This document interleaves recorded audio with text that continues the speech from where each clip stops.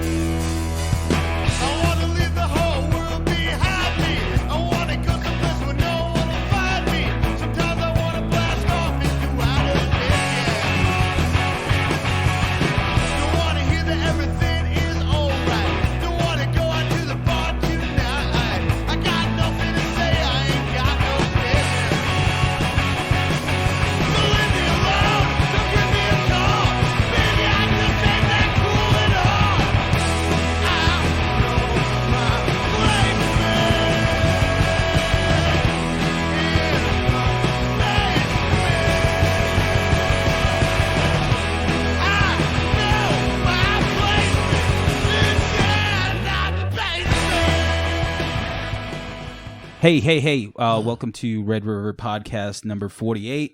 Hanging out here at the If I Rule the World headquarters. Mm-hmm. We're going to talk a little shit here. We have a guest from, it's me and Langan over here, and we have our guest from two podcasts. He does a little comedy. He looks pretty hot in a kilt whenever he wears it. It's free drinks. Plays a mean bagpipe.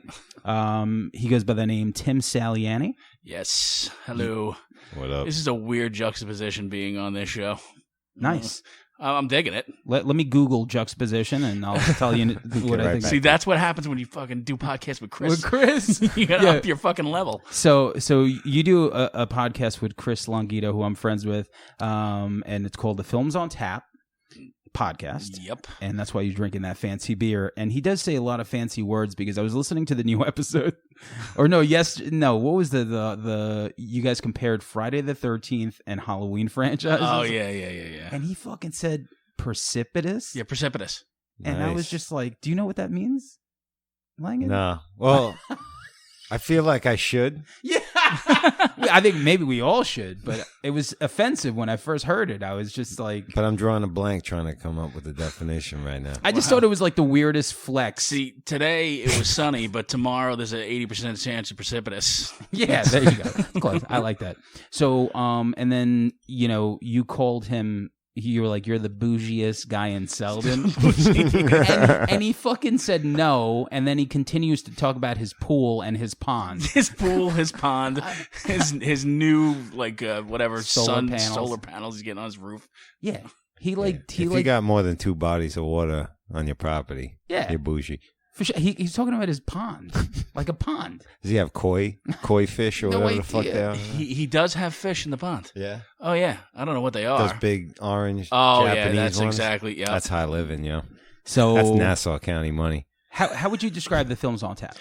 The Films on Tap is 4 guys. Well, first it came from the Film Basement, which is a podcast that Pete and Chris, and I won't give you the last names because it doesn't fucking matter, but they all did. Pogo. Oh, well, the thing about the... Never mind. So they used to do that podcast. Pete left. Pete was on my radio show on USB and said, you're good friends with Chris. Why don't you come do the show? So we did it a while, and it was fun to do the Film Basement, but we just kind of wanted to do our own thing because... Well, and the other thing is we say some shit that... You guys are very... Yeah, you guys are savages. We're a little brutal. It happens. So we switched over to Films on Tap. We started doing not really beer reviews, just drinking. So, and watching movies. So that's what we do. We do it every week. It's fun. We all have different personalities, but similar sensibilities. Sans the D&D thing. Yeah. But it's a good time. And doing that show segued into doing a show with my comic friends. called Domestic Disturbance, it's basically two of my friends who are comedians are dating each other. They couldn't be more polar opposites. One is the most right-wing person you'll ever meet, and the other one's Che fucking Guevara. Yeah, And I listened, and I thought it was entertaining. They just scream at each other.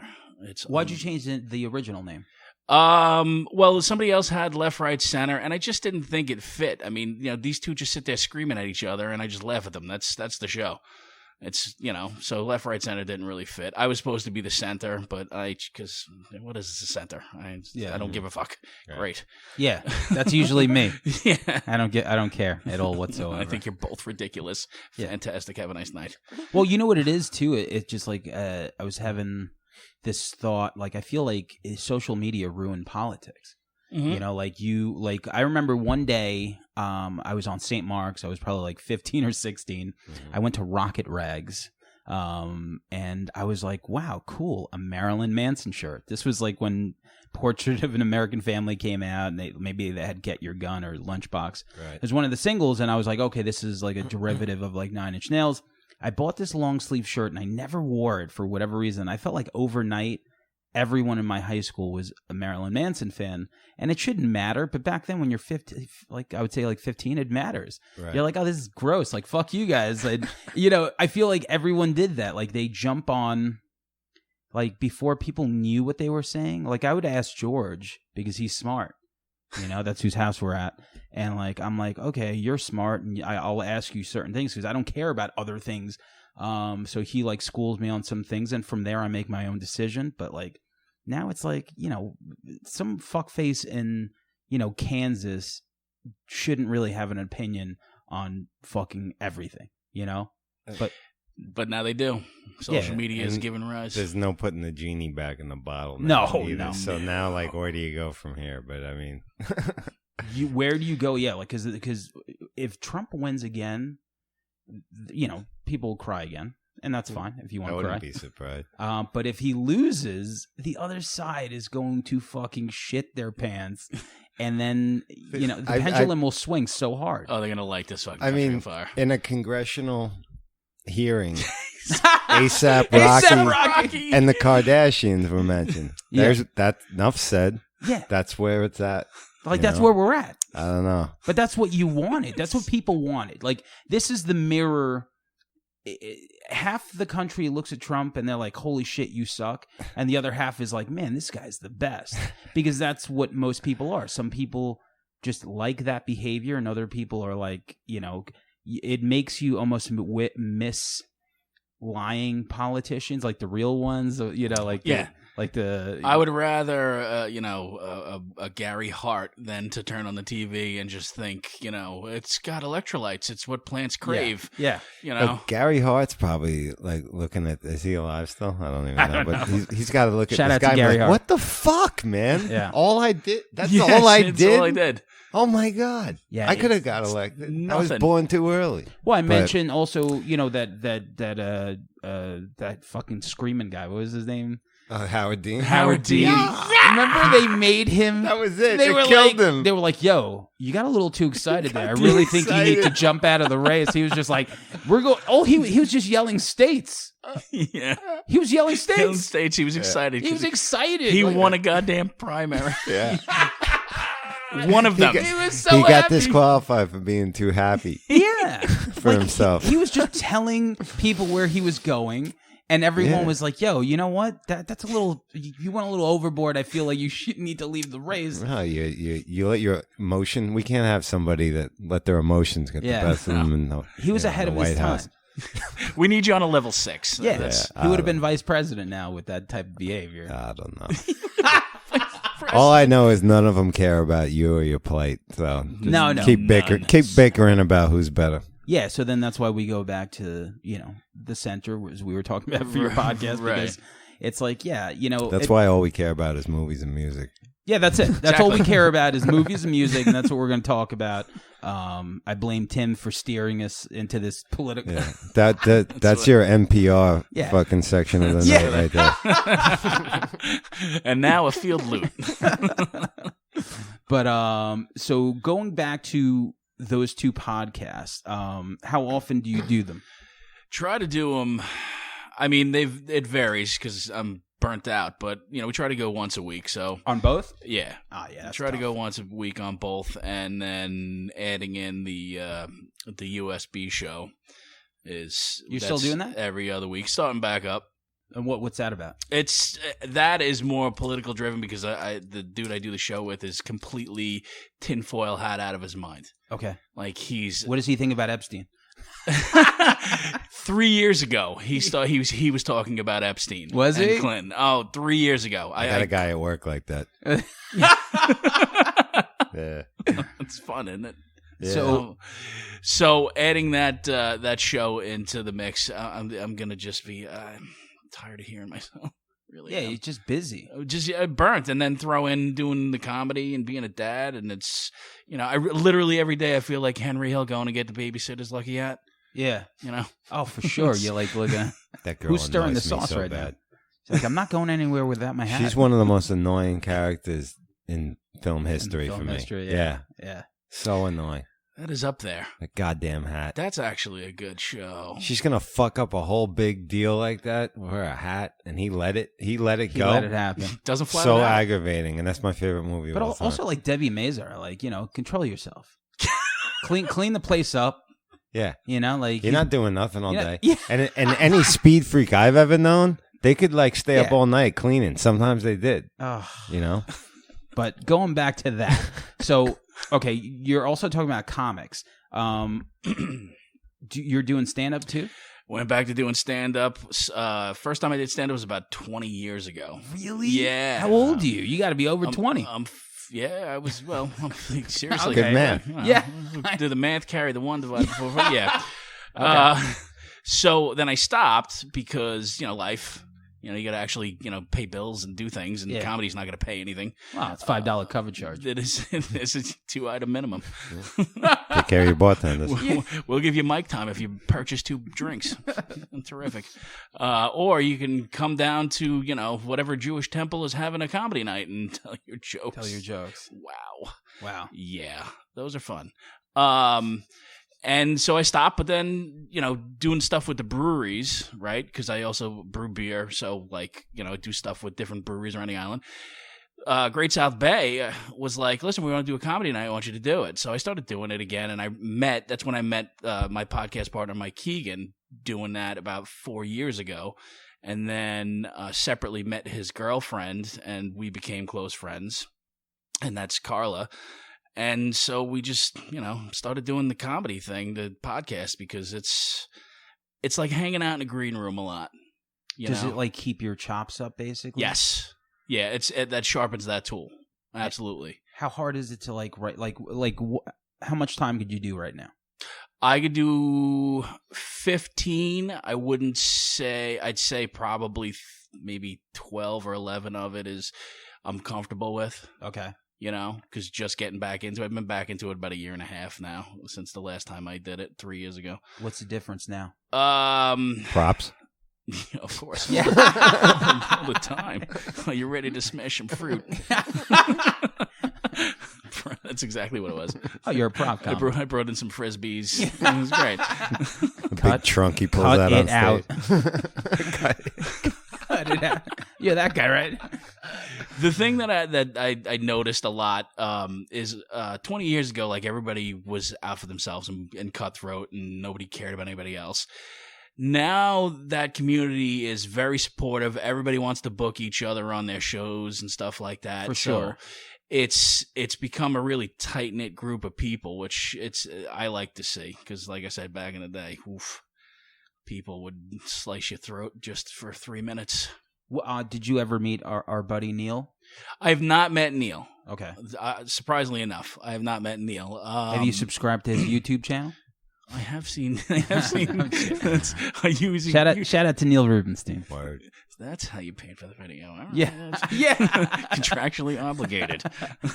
No, he's pretty good at pushing that. I just wasn't sure if you met him. He's a comedian also, and he's grinding, man. He's doing his thing. He's at Gov's tonight. He was. I know he's headlining. I think Levittown, because he was on Gov's radio.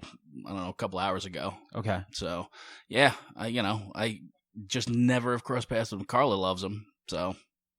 Very cool. All right. Well, moving on. Let's. I know we wanted to talk real quick about the Slayer thing because you went to the Slayer. Yeah. Oh, I gotta Yeah. hear this. The Slayer New York farewell show. Farewell number 3. Yeah. Yeah. Well, who knows, in light of Motley Crue news, if this is it. But They're it was acoustic cool. next time? My Crew Unplugged, Slayer Unplugged. My sister flew up my nephew, who's 17 years old. Shout out to Evan Dyer, who's flying the metal flag hard. He ain't listening. He listens. Oh, does he? Oh, Yeah. I'm sorry. He listened to the Slayer show. Oh. That's a great show, by the way. He told my sister about the stealing the bike story. Okay. Everyone loves Ron. Like, what is that? But anyway, so he flew up from Virginia, so I got to take him to his first Slayer show. So it was pretty fucking fun for me. How old is he? 17. Yeah, and but it was cool. It was cool. Phil came on, did a Pantera set with the Illegals, and he sounded great.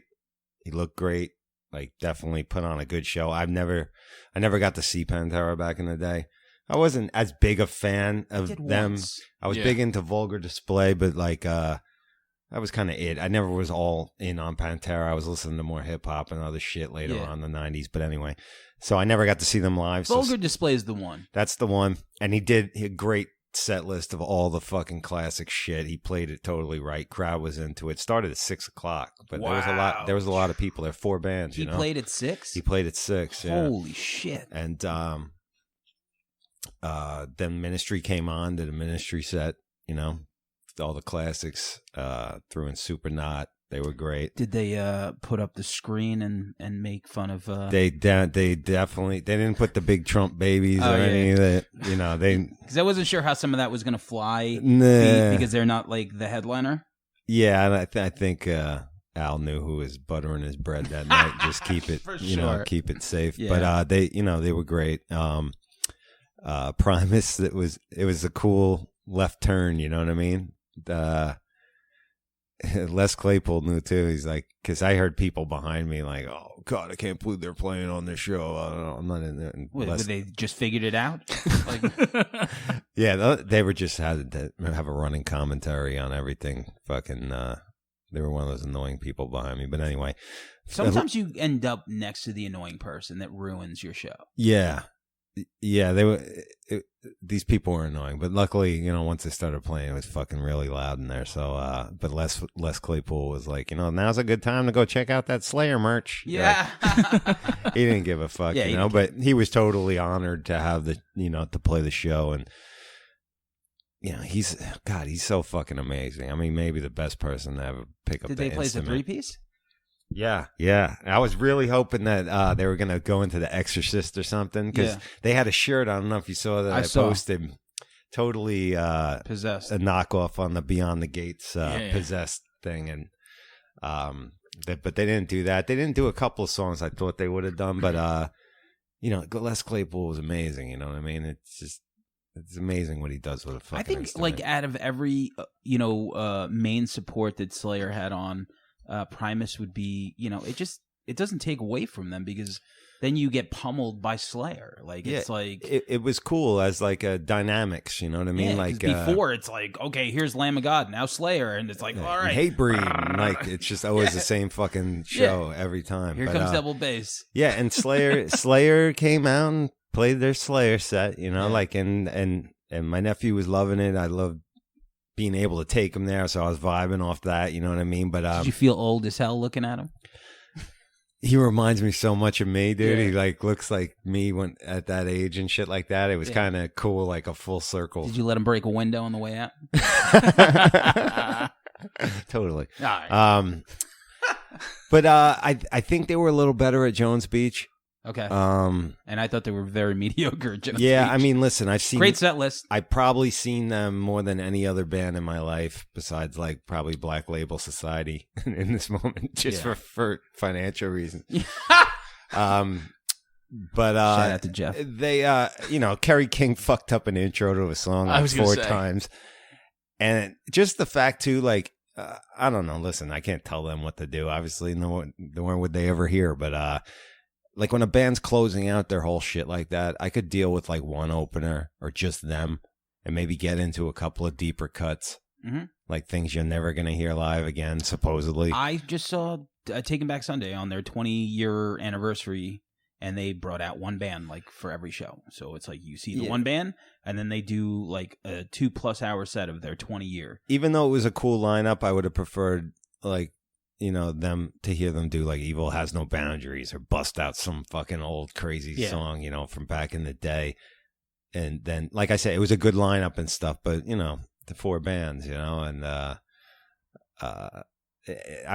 the set list could have been a little more adventurous. For sure. It was safe. It seemed like everything that they normally play. But I got the vibe that, you know, they're done. They're done. Like so I do you think that they're going to come back? I felt like the death rattle at the Tom's death rattle. What about it? What about if like Poison and Def Leppard opened? Well, listen, they would that's come a back. whole nother ballpark. Let's talk about Motley Crue. Yeah, big news. What do you think about that, Tim? Do you give a shit? I can't fucking believe that. I mean, Mick Mars has been dead for 18 years. He might be. Honest to God. What a trooper. Seriously. Yeah. He was 100 back then. He doesn't even have kids, right? Didn't he? I'm pretty sure he's a like, lizard what are you person. working for? You can't take it with you. I don't know. I have no idea. I guess he really likes to play. You know, for me, like, when I see a band like that, everyone's, like, all angry, and I'm like, whatever. Like, who cares? Like, what they can do 5-6 years later, you know, Live Nation fucking tells... people are mad that I thought that was their last show, and now it's not. Like, yeah. all right, well... Yeah. Okay. Don't go to this one, and it'll be the last show for you. That's what I did with the Misfits. Like, I saw the Misfits in Madison Square Garden. It was supposed to be their last show. Guess what? They're playing Philly. And to me, I said, you know what? That is my last show. Well, you could just... Well, it was their last New York show. Maybe. Yeah, whatever. Whatever it is, you know? It's like just like anything in life. If you don't like it, don't watch it. Don't support it. It's easy. It's so easy. I mean, go get yours. That's what I say. Like, whatever. I mean, it's completely ridiculous. Like, they made the whole promotional video with, like, I saw that. the desk and the contract exploding. Yeah. It's like... that shit was like... Here's another... All right, man. Here's another funny thing about the band, and I'll hot take this. I said it on Facebook.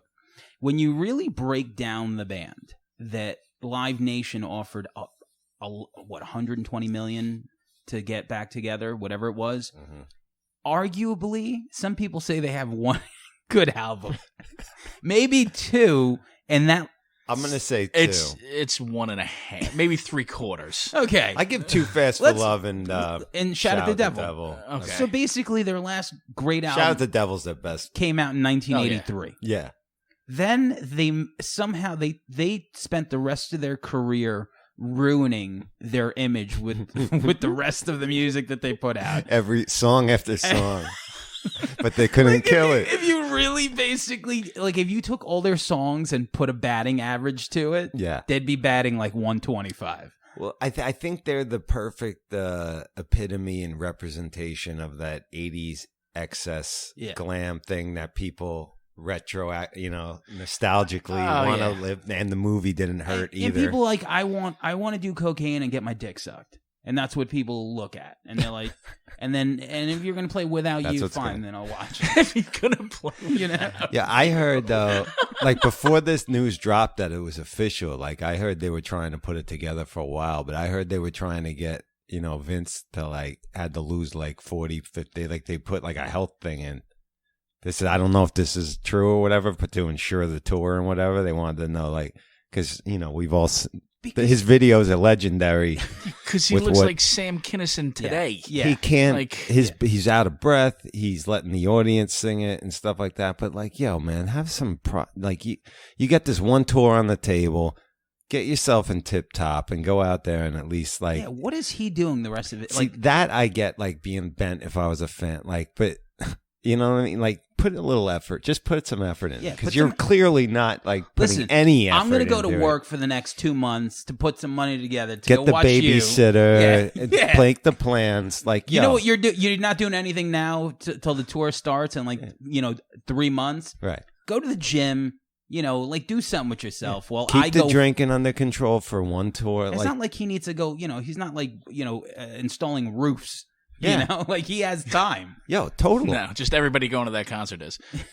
Yeah, that's it. Just I don't know, man. Like I would think that Nikki Sixx seems like pretty professional about his business and shit. That they, you know. But those bands really, I think it just represents like nostalgia, because when you think about even Poison, like what did Poison ever do? They had like maybe 1 or 2 albums. They suck.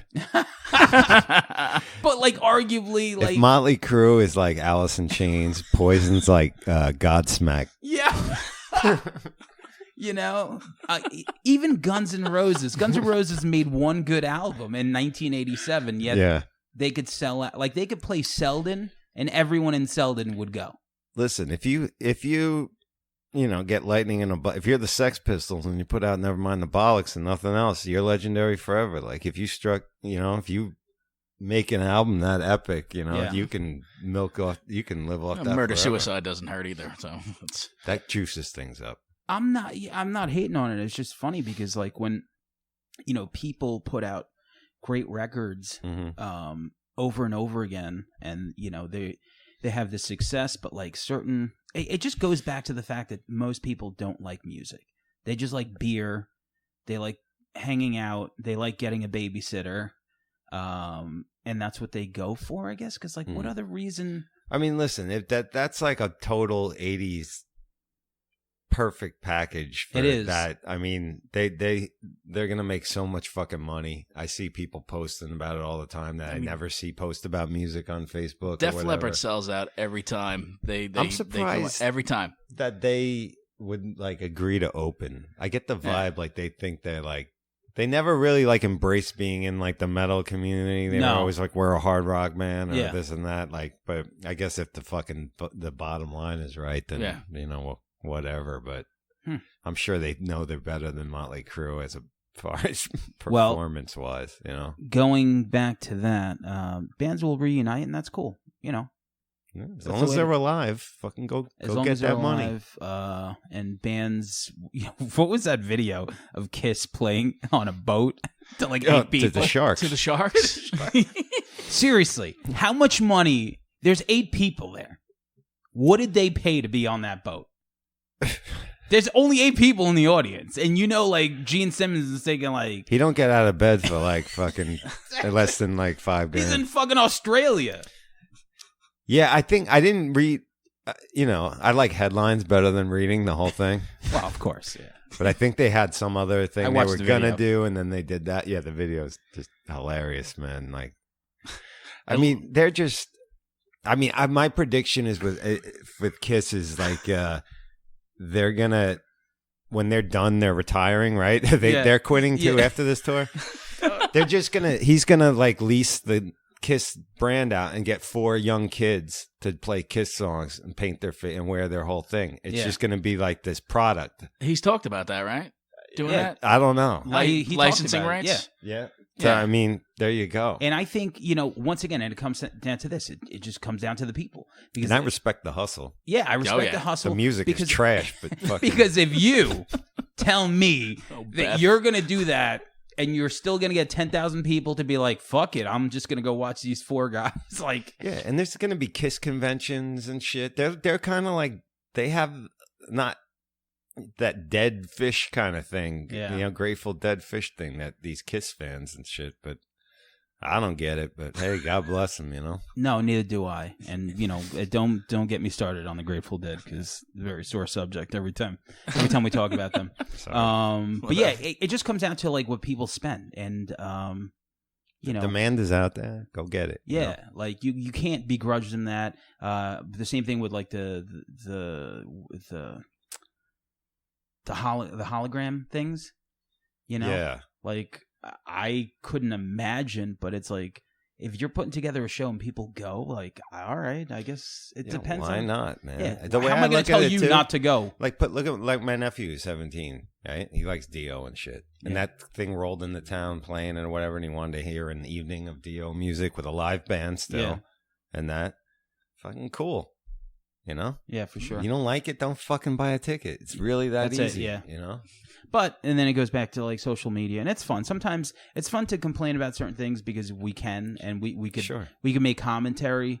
But then there's other people that genuinely are like upset over certain things. I'm just like, God, like you have nothing. Like, what else is going on in your life? Like, how could you be this mad over a cup that says "Merry Coffee"? Like, you really that mad? Like, that's insane. Like, what the fuck's wrong with you?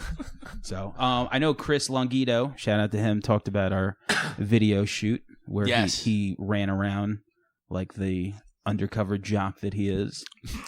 So Neil, our buddy Neil Rubenstein, shot a video for my band. And that's what I did over the weekend, and it was a lot of fun. Right? You know, Neil heard the song, and he had an idea. And if someone is willing to do something with and for me, with us, I'm just like, whatever. That's cool. It's like whatever your vision is. Like I trust in him to really come up with something cool. So the only thing he asked me is like, "Are you cool getting hit in the head with a football?" And I was like, I mean, not really, but okay. Like, I mean, for the art, man. How bad could it possibly hurt?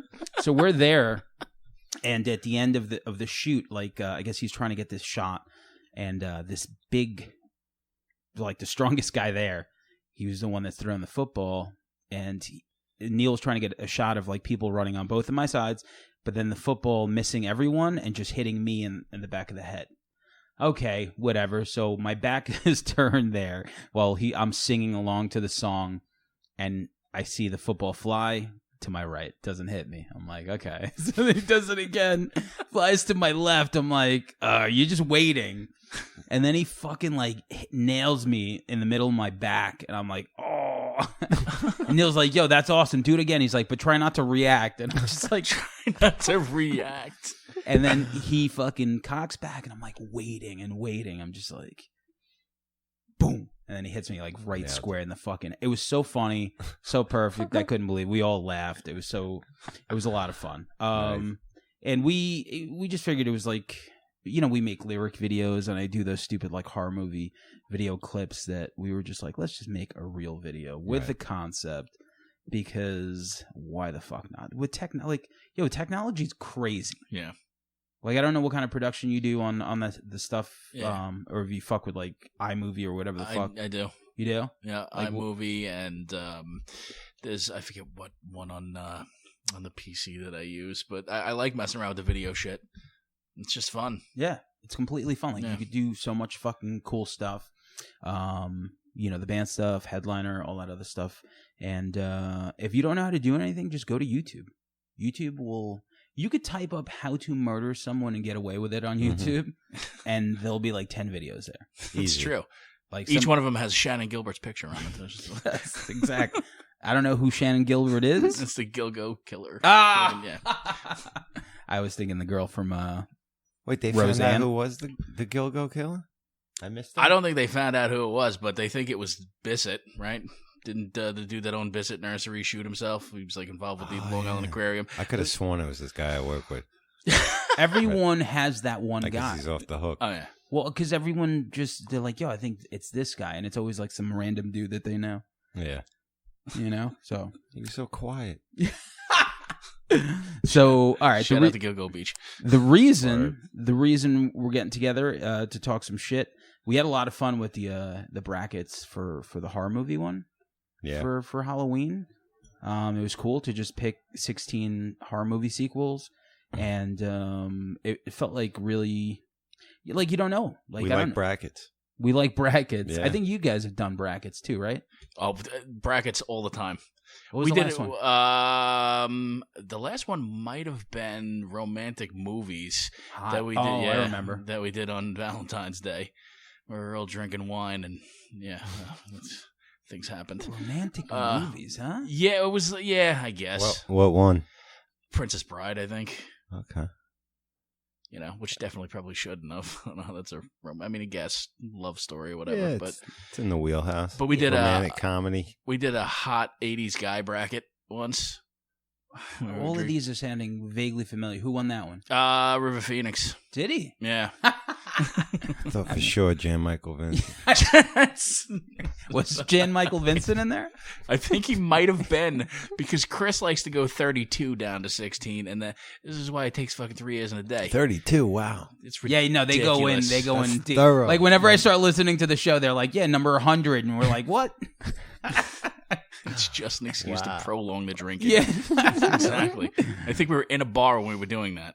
That's ridiculous. Hot guy. So, so I figured let's try to do it with a group that we like, and pick 16 songs, and basically, just talk about the minutia that is these albums. And we picked A Tribe Called Quest because, in high school, there were certain groups that just like, if you went somewhere and somebody had control, like, you couldn't put on Injustice for All. No. You couldn't put on, like, anything ridiculous, like Onyx. Like, it was just one of those things where if you put on Tribe or, like, Beastie Boys, people were like... I was just going to say, one or the other like, right all right. there. Everyone was like, all right, cool, yeah. Yep. It was, like, just, like, vibe music, like, you hang out, and you're like, okay, we could totally hang out to 100%. this. Tribe was definitely that group. In the 90s for sure. They have 6 albums.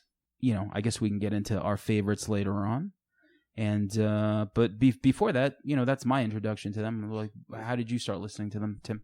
I have 2 older siblings, and my sister came home, and the first song I heard was Left My Wallet in El Segundo. And I was like, what in the fuck is this? It just was like nothing I'd ever heard. And I loved 80s hip hop, from Run DMC to, when LL first dropped. I was a hip hop kid for a long time. Like, I was actively try to get Stretch and Bobbito tapes type of dude. So when I first heard that song, I'm like, this is amazing. Tip's production on everything is so unique. Yeah.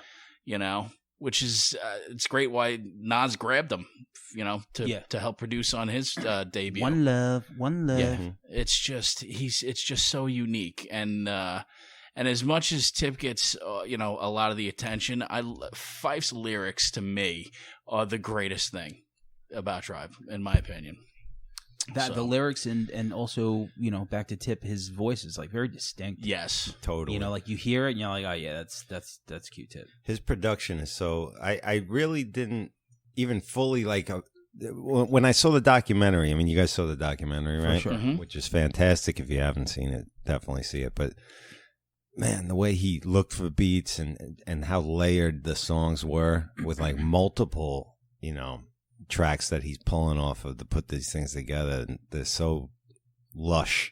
Like, he's one of the best producers in hip hop history, period. Like, yeah, the documentary was super sad. I remember seeing it in the theater by myself, and I was like the only person in there. Is that why it was sad? I was gonna say.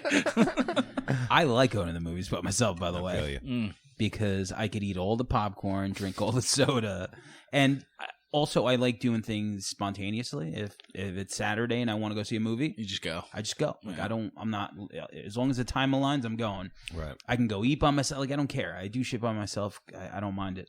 And after the movie, it was just sad because of just like their relationship. Yeah. To me, it reminded me of like the Pixies documentary, where it's a group that you grow up on, and then you see them in real life, and you're like, oh, you're like, you guys are kind of like weird with each other. Like, you're not really like, you're not like, Sure. boys. Oh yeah, it's a business. Yeah. Yeah. Like when you see, who was crying? Kirk Hammett. It's fucking some kind of monster. Yeah. I think that ruined Metallica's career, by the way. I don't think you're wrong. That was pretty bad. You go from Cliff 'Em All, where you're like, yeah, these guys are so badass, Yeah. to like the most effeminate sounding guys crying in therapy, and but anyway, fuck that. So after the movie, there was 2 other people there, and one happened to be a friend of Michael Rapaport's who made the movie, and she's like, oh, Mike was my student, and he made this movie, and I started talking to her, and that's, I will always, as much of a goofball as Mike Rapaport is now, that guy knows hip hop. Oh Yeah, no doubt. He's the real deal. I didn't listen to the new premiere He episode. always was a goofball. Yeah, I mean, he was Remy. You know, he was Remy. I love him because he's just True so romance. New York, you know. But so New York. Yeah.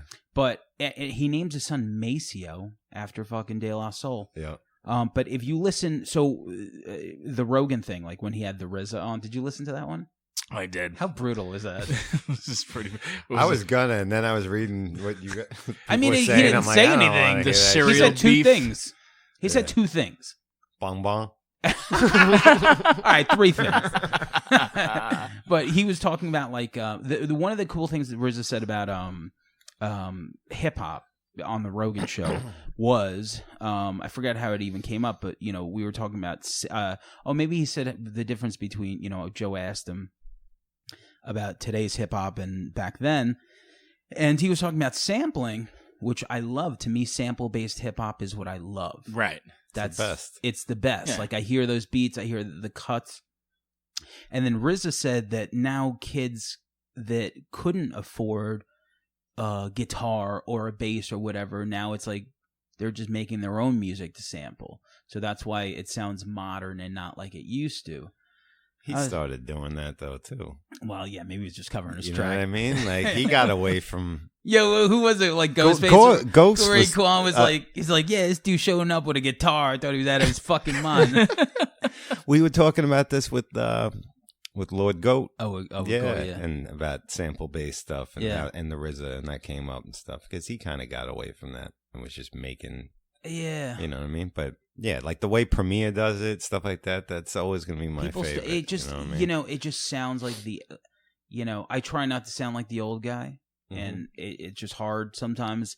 But it does. Like when you smell that, you're like, Yeah. you hear like Check the Rhyme, you're like, oh yeah, that's hip hop. Like, Yeah. I mean, you could think Post Malone is rap, but is it really? Right. I don't It's think so. morphed into something else. Yeah, you it's know, morphed into, and that's which I fun. get, but you know, Listen, the way I'm looking at Tribe right now is the way somebody's looking at Post Malone. That's their truth. I get it. It's not for me, and that's fine. You know? But yeah, so that's what RZA said, and then he said a couple of things on the Rogan podcast. Now, the reason I brought that up was because when Rapaport had on Premier, anytime he has a hip hop artist on his podcast, he gets really into it and really deep. And Rogan's good for like if he has like a CIA guy or like someone that's like other comedians. Comedians are good too, but like people that do like weird random shit, because that's what he wants to know about. He knows nothing about music. He knows nothing. Not a thing. Like he had Josh Homme on from Queens of the Stone Age, and for a minute I got excited, and then I heard it, and I'm like, he talked about praying mantises. It's like 3 hours.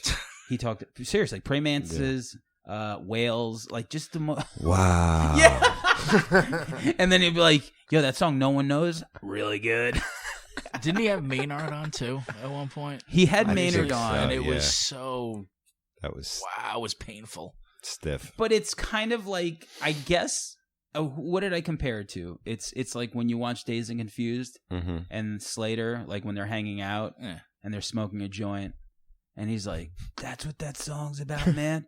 Yeah, that's what that song's about, man. The aliens, we're the like, and that's kind of like that's what it is. That's what the show is. It's just Yeah, the music ones. they just riff. I did enjoy the David Lee Roth one with Rogan, but I digress. I digress. Yes. Well, the How thing did we with get David, from Tribe Called I have Quest? no idea, but we'll get. So we picked 16 Tribe Called Quest Yes. songs, and we're gonna talk about them, and then we're gonna get to our favorite one. Now, before we start, we retired Scenario because I don't know if it would have been number one, but to me, I feel like that's the quintessential. It's the greatest posse cut of all time. Yeah, Yeah. like I you think. hear that, and like if you hear that song and don't want to like, I don't know, drive off a cliff. That song was so bananas big when it came out Yeah. too. Everybody was playing that shit. Yeah. You know, Many I don't people know got robbed to that song. love that song. You know, Love that song. stabbed. You know, I mean, it made Busta Rhymes' career. it did. It was big in the 100%. cars. It was big in the clubs. It was everywhere. You know. So we threw it on a jersey and we retired it just so it wouldn't fuck up Yeah. any of the brackets. So, Exactly. all right. So let's start this up. I'm gonna put the music in the background. I don't know what that's gonna sound like, but I guess I'll edit it out if it sounds like shit. Fix it in post. Fix it in Pro Tools. Mm-hmm. Okay, cool. So the first match we're gonna go with, as you could hear, "Can I Kick It" from the first album. Long title. Let me read it. People's Instinctive Travels and the Paths of Rhythm. The first one. Yeah, yo, I swear to God, I'm like, yo, the first tribe. Yeah. That's what everybody called it. So I matched that up with another song off the record, Bonita Applebaum.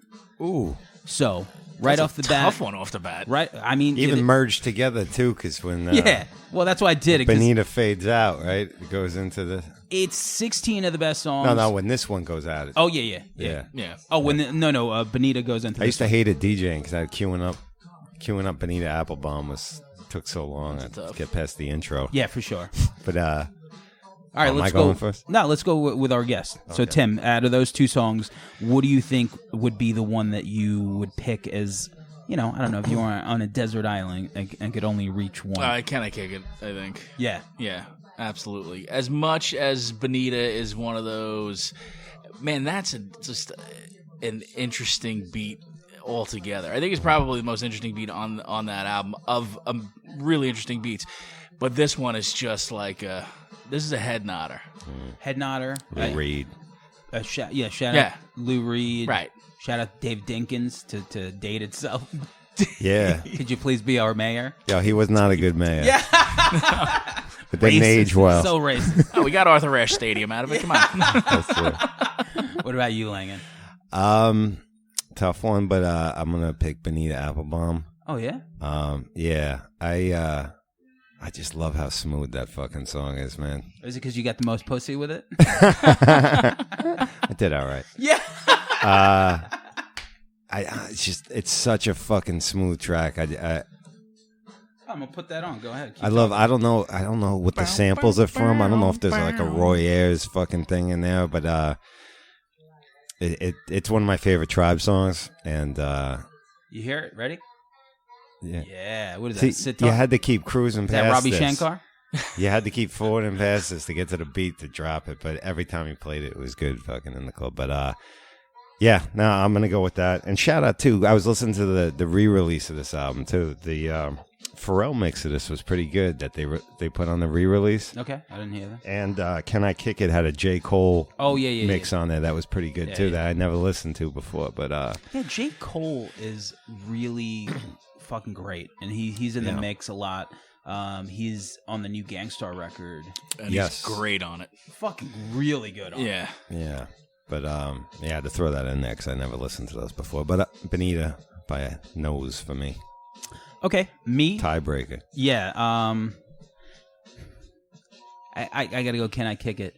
Can I Kick It? Just because like this is fun. You hear it in the back, and it's you kind of hanging out. But Can I Kick It, man? You put that shit on at a club or wherever. If you're DJing, people just get live to it. And the one thing about that song is it's very easy to decipher. So it's one of those hip hop songs that you could sing, you could rap to. Mm-hmm. And it's got such a it's an inclusive thing. You just go and like you just remember the words. Very memorable. And that Lou Reed, man. Yeah. I'm sure he probably hated the sample. Probably because he probably didn't get paid for it back then, right? I don't know. He's like, I don't think you had to. What year was this? This was 1990. Right. Yeah. He was probably nodding off anyway. That was penance for And the Color Girls Sing. He got the last laugh on the world by fucking making Lulu. So yeah. Do you know how that album happened? Yeah. You remember? Yeah, it was the Rock and Roll Hall of Fame. Yeah. They were like, we should do an album together or whatever. And And it was one of those things like when you run up to an old friend and stuff, yo, we got to get together. But you both know you're not gonna. And then probably when the phone rang, Lars was like, oh, shit. Yeah. He really wants to do this. What do we say? I don't know. Let's do it. But arguably one of the worst records I've ever heard in my life. That might pretty be bad. In the last 10 years. That is the worst record ever. It's pretty bad. All right, so yeah, Can I Kick It goes on. The next one will be ready. That's such a swerving song right there. Goddamn fucking, probably my favorite opening track So good. to any Tribe Called Quest record. I could still recite every word, and I can't rap for shit. Are you going to do it? Back in the days when I was a teenager. Like I had a pager. Yeah. You know? It,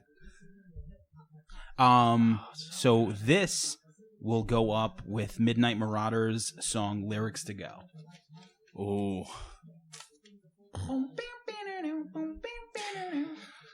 no, it's this. It's excursions, and it's because I don't know. It's because this is how it starts off, and it hits. It builds. It right. It just hits on every level, and it's a perfect intro to a masterpiece.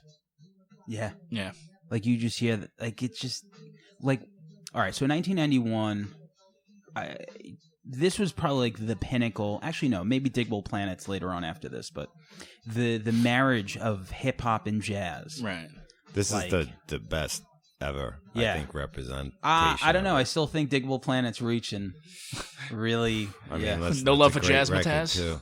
I That's love great. Jazzmatazz. I Yeah, do. and Primo was doing lots, but as a whole album statement, I don't know. It just this album was such a game changer. I'm obviously going excursions too. I might as well just throw my vote out there. You know what I mean? But Let's hear that bass and that snare, it's this, perfect. I love this. Yeah, I mean, that listen, Lyrics to Go. these songs are all good, obviously, but yeah, that's just excursions is such a table setter for what's about to come. It's just perfect. Yeah, arguably the best leading track that they have on all 6 records. Mm-hmm. Lyrics to Go, you know, one of the later tracks in Midnight Marauders. I love the sample. I love the vibe to it. Super catchy, but man, you know, it's And you put up a poll recently for the better album, Low End Theory and Midnight Marauders. I voted Low End Theory just instinctually at the beginning, but it really making me this, and you, are we on the same page on this? yeah. When I was putting the list together, Don't tell Malamo. what about Yeah, because he's a Midnight Marauders guy.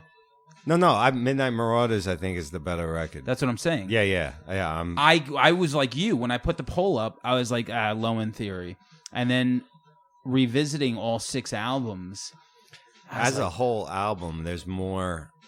yeah. Like it's a better album from start to finish. Because as Low End far Theory, great beginning, great ending.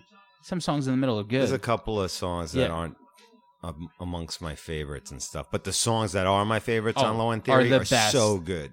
Yeah, But as a whole long play, put the album on and sit back. This is one every you song can't on fuck with. every song I love on Low End Theory kills everything on Exactly. Midnight. But as a whole, for sure. Yeah. What would you go? I would go Midnight, yeah, for the same reason. The songs on Low End will forever be hip hop classics, right? And there are songs off of Marauders that are that way, but the songs that aren't classics, still good songs, not as good as the songs on Midnight. Yeah, Totally. so. I came to that conclusion begrudgingly, and I really fell in love with the first record again. Yeah, me by too, the way. man. It was very like I Me don't too. know. You The know what wordy we'll one? do? Yeah, the wordy Yeah. one, the first one. We'll give our list the 6 at the end. Then Okay. like we'll rank the records because Right. my ranking has changed a little bit. Okay. So the next one will be the first single off of Beats, Rhymes, and Life, which I thought was a super boring album. It's terrible. Once again, It's awful. What? This is the only good song by far. There's a couple.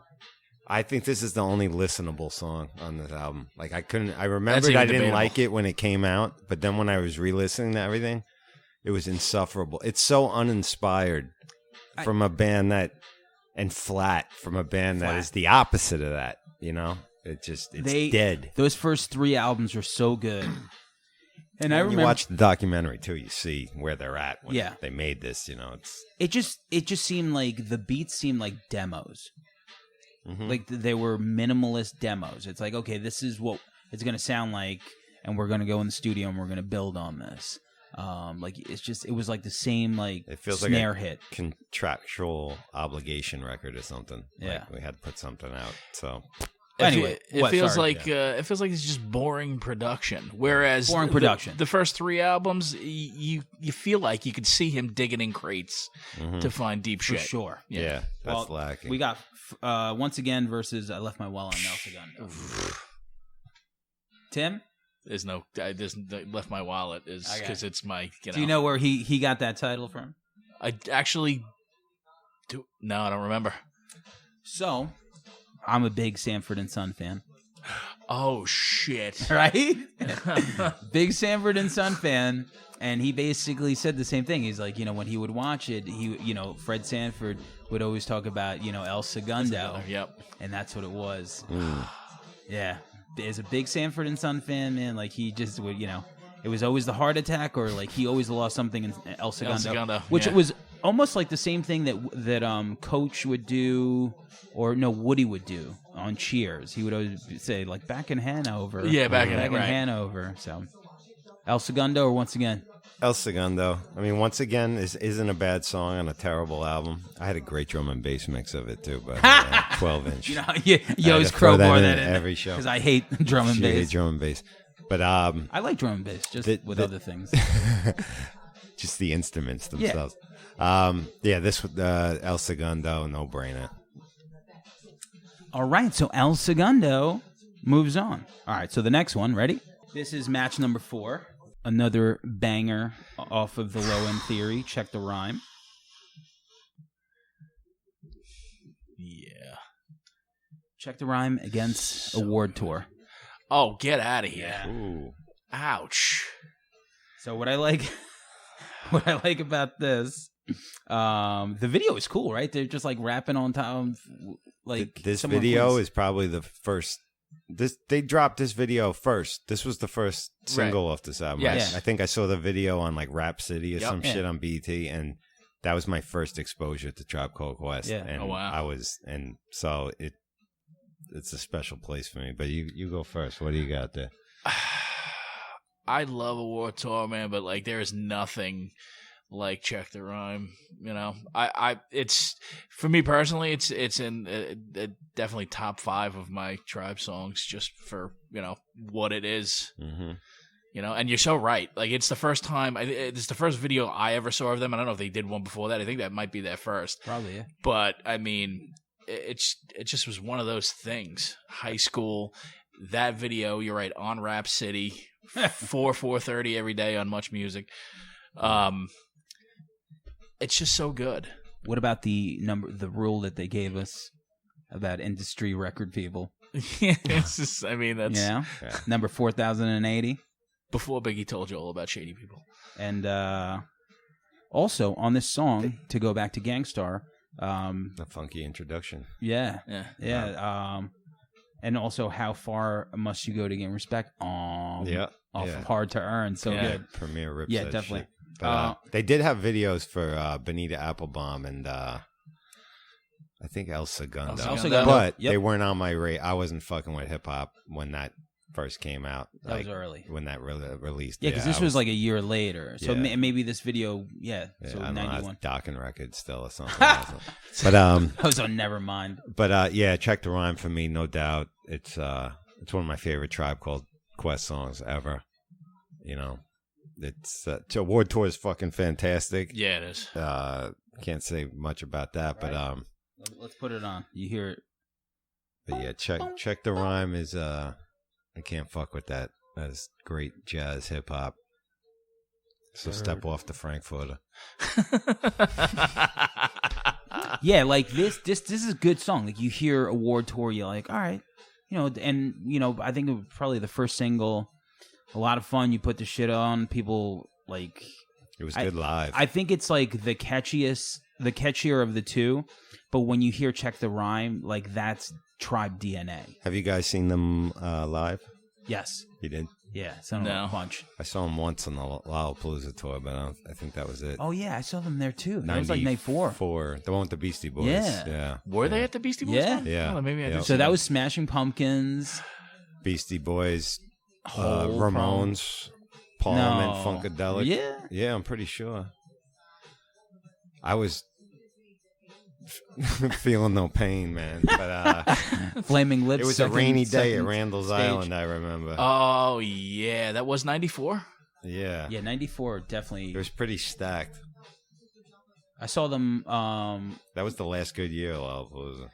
Mm, Wasn't the next one the Metallica? No, that was Wu-Tang 96. Clan? 96. Wu-Tang was on that too. 95 was killer. Shit, man. 96 was that one. So 96 Lollapalooza was, I think that was Ramones. So Ramones, Metallica. Wasn't Tool on that one? That was 97. Was it? Well, they were on before that too. So 97 Wow, was Tool. where they really turned the corner because Tool was the first. that's where like that fucking electro shit started popping off with like Chemical Brothers. So Yeah. one of the people that they had on was Orbital. So 97 got weird. And I don't even think they did one in 98, or if they did 98, and that might have been like I the went last every one. year except the Metallica Wu-Tang was my last year. Yeah, that- 96. yeah. 'Cause that was an embarrassment. But Oh yeah, Metallica Wu-Tang. it was terrible. I thought that was fun. They treated Wu-Tang like shit. Yeah, they And did. Metallica brought in like the worst audience.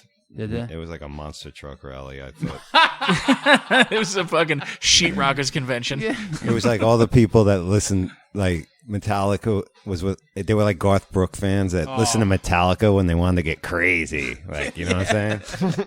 I like Metallica. I like Created Sandra. Metallica, Yeah. you know? But We wanna hear more Load and modern Reload. Country. Yes, they were waiting for Until It Sleeps. They love Mountain For real. Girl. All right, so I got Check the Rhyme on this one. Let's see what we're doing next. So War Tour's gone. Number 4. I can't believe a War Tour's gone. Yeah, that's the way it goes That is the way in it this goes. game. Yeah. Rugged. Gonzaga takes him out. Yeah, 94 Lollapalooza, Smashing Pumpkins, Beastie Boys, Clinton, George Clinton, The Breeders, Tribe Called Quest, Nick Cave, L7, and Green Day. Far Side was there too. All right, next match.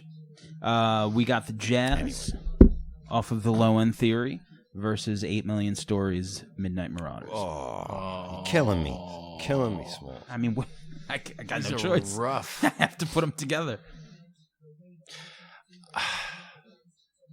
Let's listen to this for a second, just to soak it in. Like, to me, if there was a like a time capsule 100 years from now, and people want to know what hip hop sounded like, this is what I would play them. For real. This is probably beyond anything, maybe Bugging Out. Like, when you hear this, you're like, oh, this is that time. Like, the drums, the vibe, the fucking, like, This horns might in the be back. my favorite Woo! Tribe, like the music itself. Yeah. Not Yeah. discounting lyrics. Like, this might be like the pinnacle Dark. for me. Yeah. And one thing I had fun with this too. Like, I was digging. One thing I've liked doing lately is like going back to a lot of the older hip hop and pulling the jazz and soul cuts that they sampled and listening to the whole songs and Yeah. shit. And man, what a gold mine of Yeah. shit that Q-Tip was pulling from, like stuff I never heard before. Like, but this was Grant Green. That's who he lifted this from and shit. Cool. Okay, yeah. So we got the Jazz kicking in the back. Now let's soak in the next song. Shout out to the Massapequa reference too in that song. Yes. So, and the Long Island For reference sure. at the end. Yeah, Always yeah. loved that, obviously.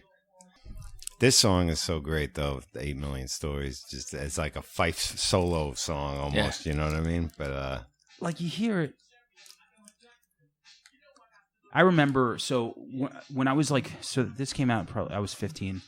And back then, do you remember when you had like big radio thingies with cassettes and CDs? sure. I remember getting one, a brand new one, and this was the first CD that I played in it. I had the speakers, and like we were all getting fucked up, and like I would put this record on, and you know, you test the speakers out. Holy shit, man. Like, I was just so happy. I'm like, I have my fucking bulky stereo system in my room. And we would get to this song, and it was just such a, like, it says 8 Million Stories. Like, the vibe is like dark, and then you follow. sometimes you listen to a song and you kind of like lose it, but you just stay with Fife on It's this a one. day in the life kind of a track. You know what I mean? It's great lyrically. The music's great. This was a tough choice. I mean, I gotta go with jazz. Jazz. It's eking jazz. it out It there. is jazz, right? Yeah. But this shout out to this song though. This is great too. Okay. This is the darkest song I think they have. Oh, yeah, for sure. By far, yeah. Yeah. So the next one's going to be a little interesting. So this record, The Love Movement, this is definitely my favorite song on it. It's catchy. If you look at their Spotify top 5, it's in their top 5 for a reason. What do you remember about The Love Movement, Tim? I don't remember much aside from this song, to be honest with you. It's an innocuous album. I will say the production on this is infinitely better than Beats. No doubt. Yeah, Infinitely that's what I said. better. 100%. Yeah. People fighting me on Red River No. Podcast. No, not Only even one. Yeah, Mike Malone. Fucking guy, man. It's just like any shitty opinion he could take, he takes it. It's like people, like when you read the newspaper in the morning, he like reads Facebook and he figures out what's the worst opposite opinion he could have. Like, he's just like going through. He's like, oh, okay, I could totally contradict this one. It's like, let me go here, let me go there. It's just like, Bernie Mac and House Party 3, man. It's like, nice tie you have. You can't say that. My wife tried to choke me with it. I ain't scared of you motherfuckers. Okay, so this is a great song. I had the same relationship with it, but as I listen to the records again, I love the production on this because it sounds more awake. Although this was 1998, and the one thing I can knock on it, or it depends. It's of the time. Yeah. This is definitely pre amplified Q-Tip. Obviously he didn't produce the record. Maybe he did. Maybe he did some of the stuff. But it sounds like 1998 for sure. Yeah. This is the highlight of the record for Yeah. sure. I like that cut with Redman and Busta Rhymes on Yes. It had great features. Yeah. it. But this was a step up from the last effort, Well, obviously. This jam right here. Oh. So, Luck of Lucian. Now, what I like about this is a bunch of years later, Diggable Planets actually also used this sample. Yeah. On Blowout Cone. Yep. But this record, Underrated album. this song fucking blows fucking the other song away. It is another rated album.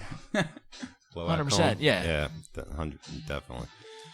So we have Find a Way off the Love Movement, and then of course this classic Luck of Lucian. That's luck. Yeah, This song's so just great. listen to it. It's so good. So great. Oh, I got to correct myself, too. Before, on the jazz track, I said that was Grant Green they sampled, but it's Jimmy McGriff. I got to, people, the fact checkers, we got to. I got Hugo on the line right now. I got a bone to pick. Yeah, I go Luck of Lucian on this one for sure. Yeah, I mean, this record, it was a minute before I plowed through it. Yeah. And I don't really think there's a bad song on this whole first record. No. And the production is just lively. Like, just listen to it. It sounds It's fresh. There's passion behind it. compared to like fucking beats, rhymes, and like it just doesn't even listen. Like 6 years later, Beats, Rhymes, and Life is their Lulu. yeah. Which It's their Saint which Anger. ironically there's Anger. which ironically there are barely any beats, rhymes, or life in that record. It's lifeless. It's beatless basically, Yeah. and the rhymes are okay. Yep. All right, so we're all going Luck. Oh, it's luck. Next one, the opening track, Push It Along, which I really like a lot. I think this, technically this would be the first Tribe song that you ever heard. Right. I like the chorus to it, and it's going to go up against. Let me look because I forgot. Oh, that's a tough one. Oh, fuck. What do we got now? Steve Biko, Stir It Up. Oh. Let's soak this one in for a second. Let's go.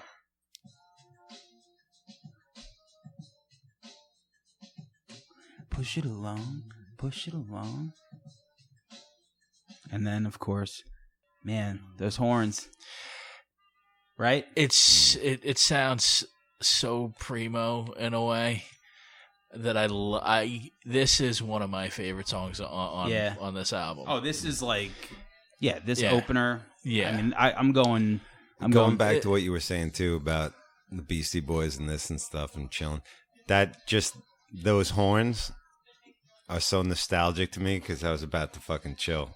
Like, you know what I mean? Like if I was hanging out in the dorm room, I was going to Binghamton when this thing came out. Yeah. You hear those horns, we hanging out. Yeah, shit. So anytime I hear it, it takes me back. You're in chill mode. Yeah. You ready to go lay me on right there. You know? Oh yeah, for sure. Like I said, every car, every cassette, every CD that you driving through, you put this on. Like, man, you would. I mean, back then you had a tape player. Driving around in the car. If you were lucky, you had a CD player, but for the most part, you had a tape player. High living. And once you put a tape in, it's like you only put classics in because you're not changing it. No. You're not fast forwarding it. You might flip it, but like that's it. You're putting this on, and you're like, all right, that's it. It'll flip whenever we get to where we're going, or fucking the last song plays. So, out of the two, I'm gonna go Stir It Up. Yeah. Yep. Agreed. We're all on Stirred Up. Yep. I mean, tough one. That was tough. Tough one. Okay, so last one, really tough. Really tough, but not to me, but really tough. But still, it's my favorite song off of the Low End Theory, which is... Dum, dum, dum. Oh, I know what's coming. And you got to be shitting me. Yeah. Man, you hear that? Oh, it's so good. Hold on, ready? Because I like that. What is this? With the roughneck business. All I know is that Great this guy, video, too. guy, he never half-step because he's not a half-stepper. Drinks a lot of soda. I mean, honestly, he's diabetic, and that's what he died from, so the endorsement of Dr. Pepper is probably not the smartest thing. But he's got the best fucking bars in the on group. This one. Yeah. On this song. I mean, even he's busting a nut inside your eye. Yeah, and on your couch, which I'm sure is coming. And so the last matchup is Bugging Out versus. Woo. What? Hold on, I like this. Nation. What? Ejaculation. All right. Verse. Fuck, man. Everyone's favorite. Knew it was coming. Electric Relaxation. I mean, I feel like I know what you're going to go with, but I mean, Electric Relaxation is Electric Relaxation. It's my favorite Tribe song. Yeah. So you're the tiebreaker. That's a tough one, man. I'm going Bugging Out. I knew you were going I love Bugging Out, but Electric Relaxation...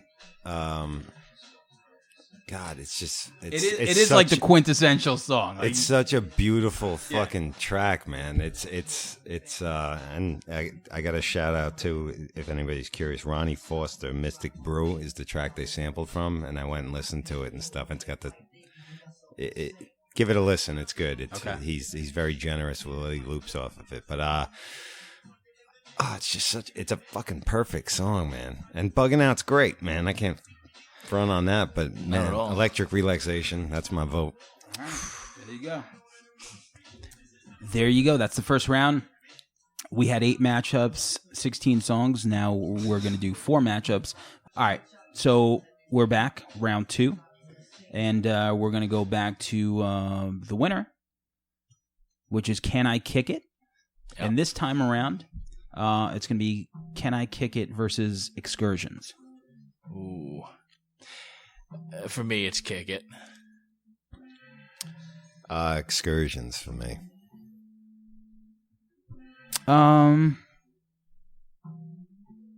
It's on you. Let me just feel this beat. Let me just feel it, because like...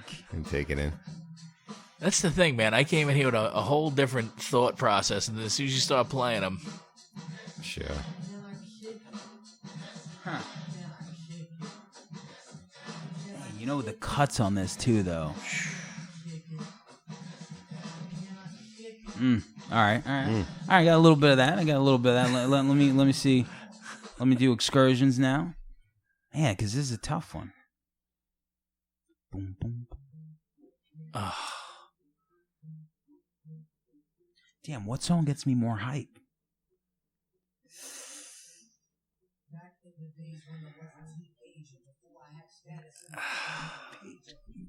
Abstract listening to hip hop. Flops used to say it reminded me of.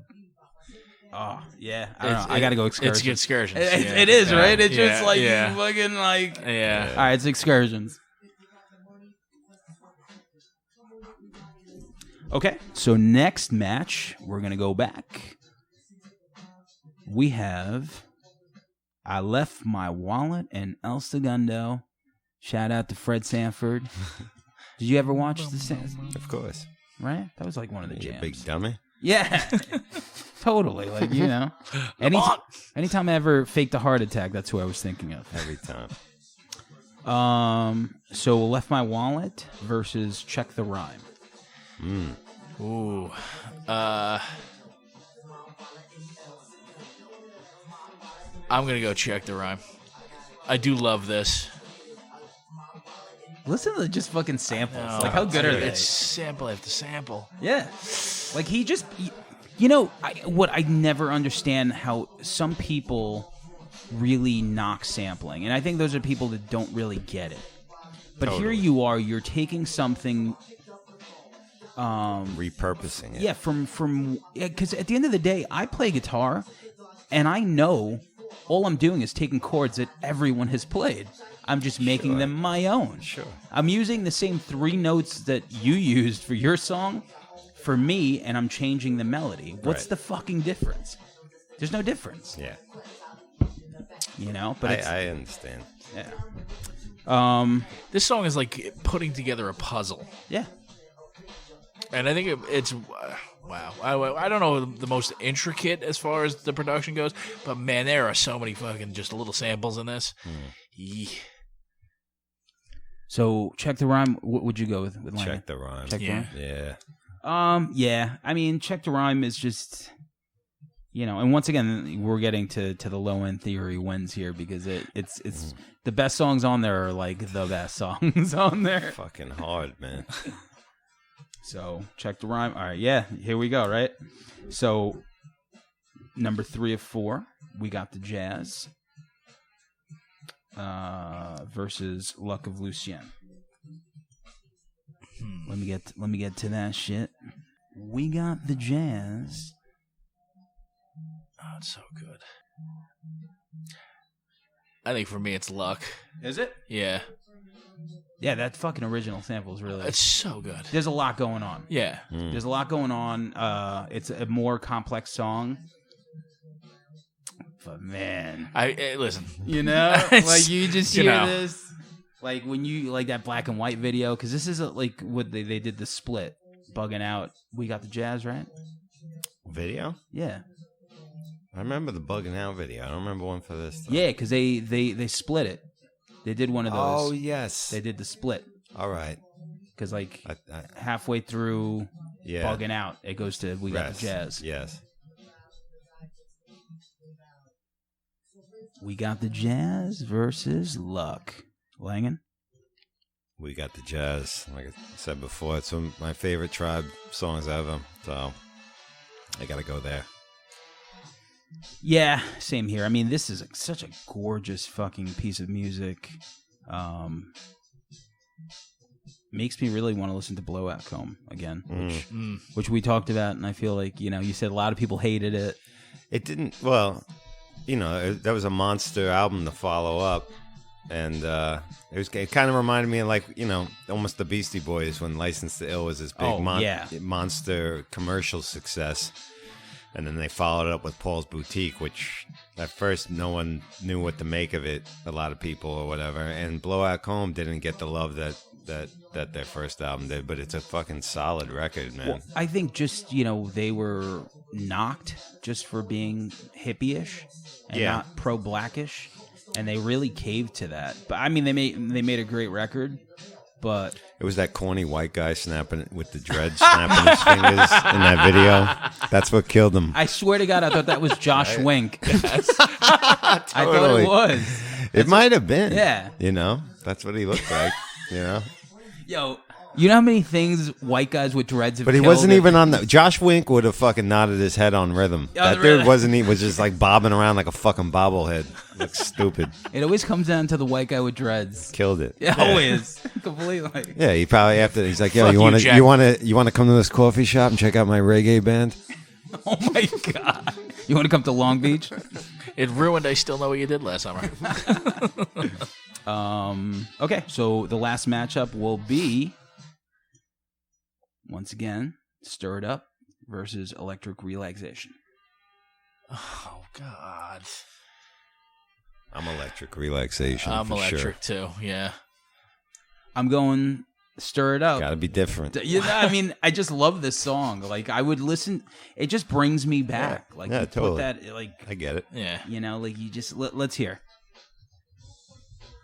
I just love that. Like, Mad Cobra reference. yeah, yeah, totally, man. Go. Fife might have like the most like dated like drops. I love it, and I'm not like clowning Yeah. or anything, but like Shabba Ranks. Shabba Ranks, Mad Mr. Cobra, David Dinkins. Yeah. He was of the time. That's what it was. He was. When he my said, God. "When's the last time you heard a funky diabetic?" and I listened, I heard it today, and I was like, "Oh, that didn't age well." Yeah. that He used to have a crush from Dawn from In Vogue. Yes. You know what? In all fairness, Dawn was the hot one. Dawn was the hot No, one. he wasn't lying. Man. No, he wasn't. I'm not saying. There's truth there. Okay, so Electric Relaxation wins. And break. No, I was gonna say I had to shout out just 3 songs that didn't make the cut that I wanted to drop. Yeah, we're gonna do that. We're gonna do We're that. gonna do that, and then we're gonna give love it. the ranking of our. I'd be remiss if I didn't say some of these songs. Okay, so we're back. Round 3, which is the semifinals. Last 4 songs. It's gonna be Excursions off Low End Theory, as well as Low End Theory's Check the Rhyme. Tim. It's Check for me, just because it is what it is. Check the Rhyme is Check the Rhyme. I do love this goddamn song. Oh, fuck. It's tough, man. Oof. That's really hard.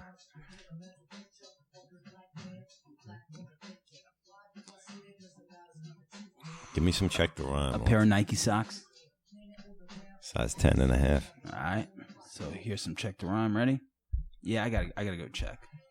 It just Didn't that shit. Spike Lee direct the video? Oh, Am that's, I wrong? that would make sense because I feel like they did. I'm having it some looked like kind a of Spike Lee joint. flash of, I think they call it memory. Yeah, it was very bamboozled. If only I had a device, I could look that Yeah. up. Yeah, I'm gonna go Check the Rhyme. Yeah. I'm gonna go Check the Rhyme. Just Me too. it just seems like the like It's the right thing to do. yeah.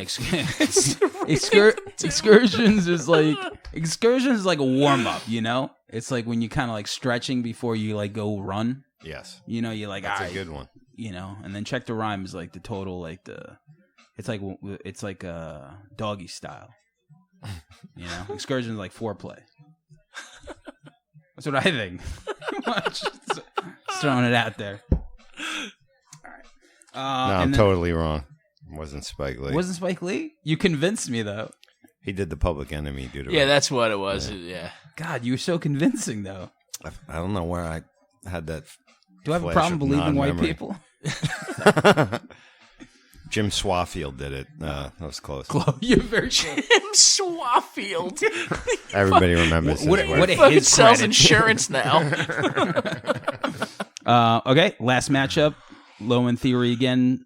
We got the Jazz going up against Electric Relaxation.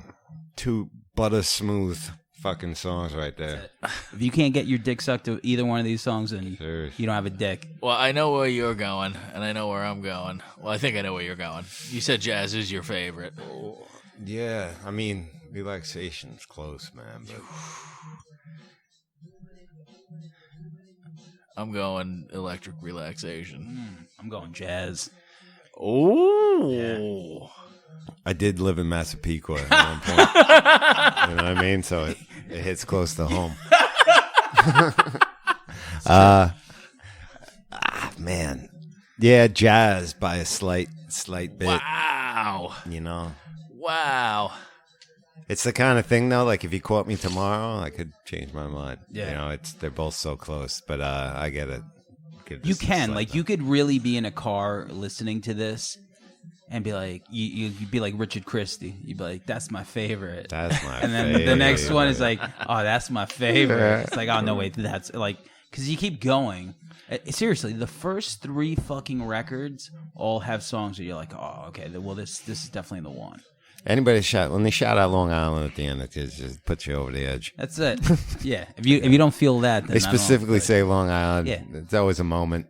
In anybody's car when you're listening to it. Hey, we exist in New York. Yay. It's like when We like when we got the nod, you know. It's like well, RA's from here, you know, but this was a borough right. giving the head Yeah. nod. It meant a little Yeah. something. Like if Eric Sermon says it, we expect you to say it, you know. Yeah. But you know, if somebody else does, you know how it is. But yeah, I'm going jazz. Shot. Yeah. All right. So jazz moves on. Okay. All right. So then this is it, man. The Low final End Theory, the powerhouse. Yeah, the final songs here for our Tribe Called Quest 16 bracket thing. You know, it's two nicer songs couldn't have made it. Sure. Low End Theory, Check the Rhyme versus We Got the Jazz. Yes. What's going on? And George shooting someone? he's letting busting off his gun? He's letting off a couple. He heard the Long Island shout out. That's what we do here.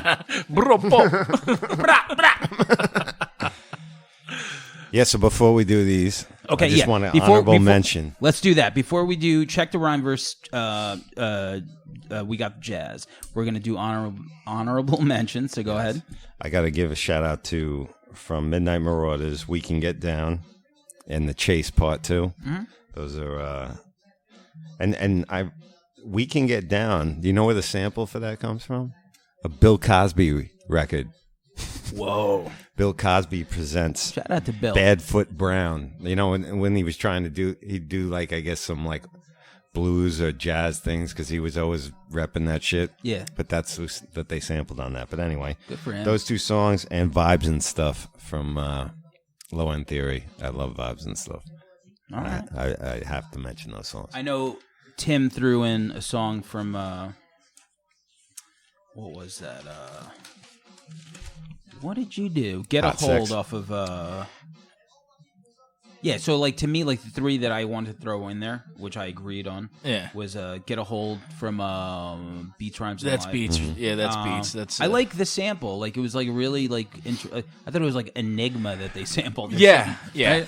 Enigma. Yeah, I thought it was like some Gregorian chant shit. I didn't want to go heavy. Like we talked about this. Like, you know, we were going to go heavy on the first 3. Yes. You know, and I didn't want to just only focus on them because overall, you know, even a subpar fucking Beats, Rhymes, and Life is, I mean, better listening than a lot of shit. Yes. You know, so I you know, that's why I threw that in there.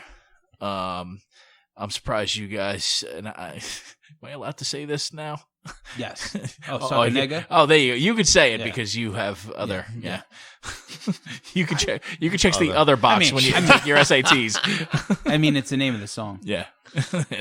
So definitely that. I love that song. His name is Muddy Ranks. Low End. No, that was Love Movement. Yeah. Mm-hmm. I think. And then what? Yes. Yeah. I do dig what. What is Channel 9 without Arsenio? Yeah. For me, you know, I had Get a Hold because I like that chorus. Mr. Muhammad, you know, off of the first record because just the sampling on that, and I like, you know, Ali Shahi Muhammad. Mm-hmm. You know, like every record back then had that DJ shout out. So. Yeah. Yep. And then Hot Sex, which Hot was Sex. off of Boomerang. Yes. Yeah. Was it? That's what it came out on first, I think, and then they put it on on the anthology thing. Yeah. So I thought that was That was a club banger. yeah. No And the doubt. video was really cool. Like he had the mask Different. on. A little bit of a departure for them stylistically. That was 99. Yeah, it was like later, so like they kind of like broke out of the African medallion. Would you play that and then classic examples of a date rape after that, just for the irony? Sure. Good point. Okay, so that's it. The last two is off the low end theory, which arguably, yes, it's probably their best record. So Check the Rhyme versus We Got the Jazz. Tim. Yeah, I still got to go Check the Rhyme. I just love this. This song comes on, and it's just, I could literally drive all around Long Island with the windows down, pumping this song, and just brings me right there. 3-minute long ride. Is this you song? Can't get anywhere in 3 minutes on this song. That's true. Yeah, don't start driving at to a 5. 7-Eleven probably, but all right, I could drop acid and sit in my driveway. That's not bad. Do you think this song is better or worse than Scenario? It's so weird because Scenario is a different animal. I mean, I would say no. No, not because when Scenario comes on, everybody knows Scenario. It's like you get amped. Yeah. Whereas this is like you could just sit there bump into this. Like the kid, the dude that drives his son to school and smacks the cereal out of his hand. Like that's what Scenario is made for. Yeah. Yes. Like he's driving that kid to school. Can you imagine that? Like imagine you're driving and like your dad's listening to like whatever that version of classic rock is. Like if my dad was driving listening to Journey, going like that bananas, because that's what he might as well be listening to that. That's the same era, and he's like smacking shit out, smacking the cigarette out of like Langan's mouth. Yes, someday love will find us, or whatever fucking that guy says. Check the Rhyme. We got the jazz. We've got the jazz. That's my favorite.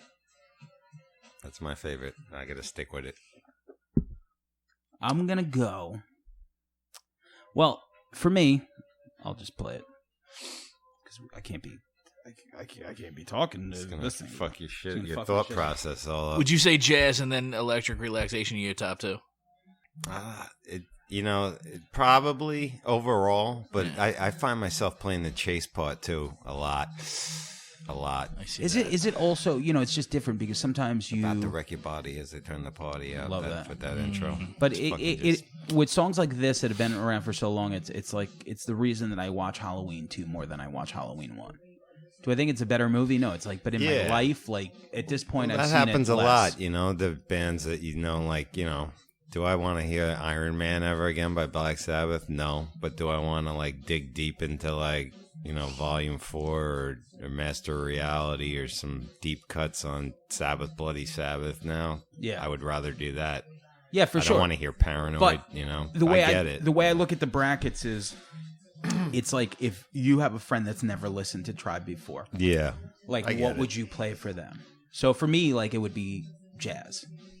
Like, I hear this, and it's like, you play this, and it's like, man, few songs bring you back to that time. And this, you put this on, and it's like, it's cold. You got baggy-ass jeans. It's very emblematic of this style they're known for, too. Yeah. It's a quintessential kind of tone for them. Right for here. Sure. I mean, it's in the name of the fucking song. You know? We got the jazz for sure. Listen to those horns. Yeah, oh, that's God. It. So that's our number one. That's what won. I'm glad that you listened to this. Yeah. Wasted 2 hours of your life. Yes. I hope you got some enjoyment out of the Slayer talk. Hopefully you could listen to Tim's. Shout out to George because we wasted his time the most. Oh man, that's right. That's amazing. But so listen to Tim's podcast if you haven't. They're nice enough to always include my stupid band in the intro. Where you guys on? SoundCloud, everything. YouTube, SoundCloud, Spotify, iTunes. Spotify, fancy. Oh yeah. All right, it's legit. Yeah. Listen, when we're giving a shit away for free, everybody's getting it. All right. Nice. And the other one, the same thing. Yes, and Domestic Disturbance, the same thing. And you can check out the Domestic Disturbance Facebook page because we're always doing shows at Governors and stuff like that. We get up a whole bunch of comics. We do a big lineup. It's a good time. So you come out, check us out. It's fun. Excellent. All right. So before we finish, real quick, the 6 records. How do you rank the 6 records? The last one is definitely the shittiest one is Beats, Rhymes, and Life. I think we've all established that. 100%.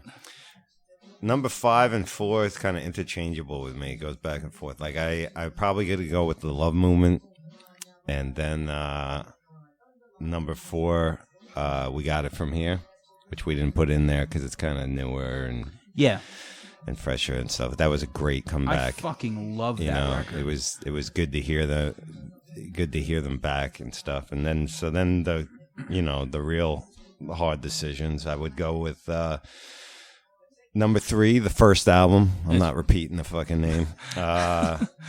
Number 2, like we discussed this before. 2, I'm gonna go Low End Theory, and 1, Midnight Marauders. As far as an overall album, as far as a more consistent album. And once again, a group like this. Find me another group, rock, hip hop, whatever, that has 6 strong albums like that. 5. 6. Strong albums. Yeah, I mean, it's the same thing. I mean, you can.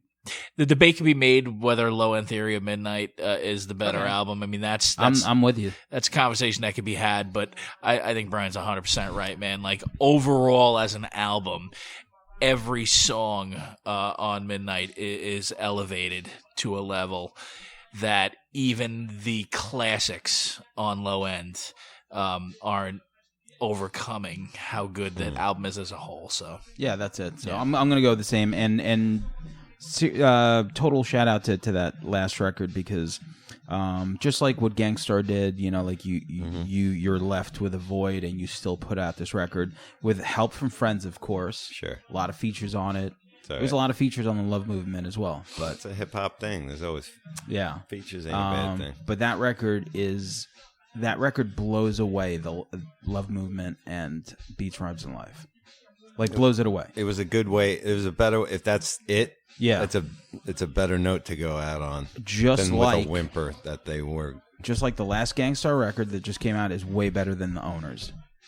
Yeah, I'd agree you're with right. That for yeah. real. It's fucking phenomenal. And what Guru did was he bought the verses back from that guy to make a record. Solar. Yeah. Ugh. So interesting, but cool, awesome. Hey, right. Thanks for playing along, and I don't know what we're gonna do next, but we're gonna start working on a list top. Oh, at the top of the either the 10-year. We're gonna try that. We're definitely gonna have a year-end wrap up either way. Yeah, and hopefully get Fab back on the show, and December. Yeah, actually, Jeff Fab's episode is the most played on SoundCloud. Yeah. So we got to get him back. I don't know what it is about him. I guess he's hard to track down. No, but I'm saying like people love that one or something. Black Label. Know. Is that the Black Label guys? Black Label Army, I guess. I don't know. Yeah. When Papa was a Rolling Stone, he's hard to nail down. Brother we'll Jeff. Be there, though. Cool. All right. Later.